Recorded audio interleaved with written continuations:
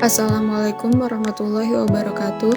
Saya Alifia Hanesya Burihudori, mahasiswi semester 5 STAI Duta Bangsa dari Prodi Hukum Ekonomi Syariah, ingin mempresentasikan tentang ruang lingkup hukum pasar modal, pengertian serta instrumen hukum pasar modal, dan pasar modal di Indonesia, serta mekanisme perdagangan, dengan dosen pengampu Ibu Octavia Deva Lucia Dwi Anggraini.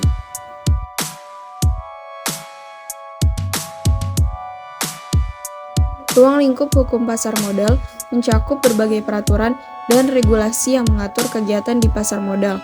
Pasar modal merujuk pada segmen keuangan di mana investor membeli dan menjual instrumen keuangan seperti saham, obligasi, dan instrumen keuangan lainnya. Ruang lingkup hukum pasar modal dapat berbeda antara negara, tetapi intinya adalah menciptakan lingkungan yang adil, transparan, dan aman bagi para pelaku pasar. Berikut adalah beberapa aspek penting dalam ruang lingkup hukum pasar modal.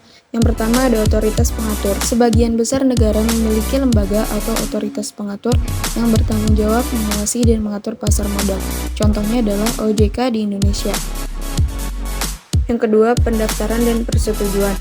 Emiten diharuskan untuk mendaftarkan instrumen keuangannya dan mendapatkan persetujuan dari otoritas pengatur sebelum dapat diperdagangkan di pasar modal. 3. Transparansi dan pengungkapan. Emiten wajib menyediakan informasi yang akurat dan lengkap tentang kinerja keuangan mereka. 4. Peraturan transaksi. Ada peraturan yang mengatur cara transaksi dilakukan di pasar modal, termasuk larangan praktek-praktek manipulatif atau penipuan. 5. Perdagangan dan penyelesaian transaksi. Ada peraturan yang mengatur proses perdagangan dan penyelesaian transaksi di pasar modal, termasuk peraturan terkait dengan penyelesaian transaksi secara efisien dan tepat waktu. Keenam, perlindungan investor.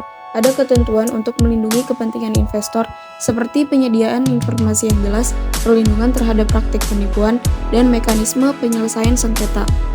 Ketujuh, manajemen risiko. Peraturan juga mencakup aspek manajemen risiko, termasuk persyaratan untuk manajemen risiko perusahaan dan institusi keuangan yang terlibat di pasar modal. Kedelapan, pengawasan pasar. Ada sistem pengawasan pasar untuk mendeteksi dan mencegah pelanggaran aturan, serta untuk memastikan kestabilan dan integritas pasar modal.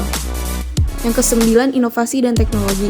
Dengan perkembangan teknologi, ada peraturan yang berkaitan dengan inovasi dan penggunaan teknologi dalam perdagangan, seperti perdagangan elektronik dan blockchain. Pengertian hukum pasar modal. Pasar modal adalah suatu sistem keuangan yang memfasilitasi pertemuan antara pihak yang membutuhkan dana atau emiten dengan pihak yang memiliki dana atau investor. Transaksi di pasar modal melibatkan instrumen keuangan seperti saham, obligasi, dan derivatif. Instrumen hukum pasar modal. Yang pertama ada undang-undang pasar modal, kedua ada peraturan otoritas pengatur, ketiga prospektus, keempat peraturan transaksi, kelima perjanjian emiten dan investor, keenam peraturan pengungkapan, ketujuh peraturan perlindungan investor, kedelapan peraturan perdagangan elektronik, dan yang terakhir ada peraturan terkait derivatif.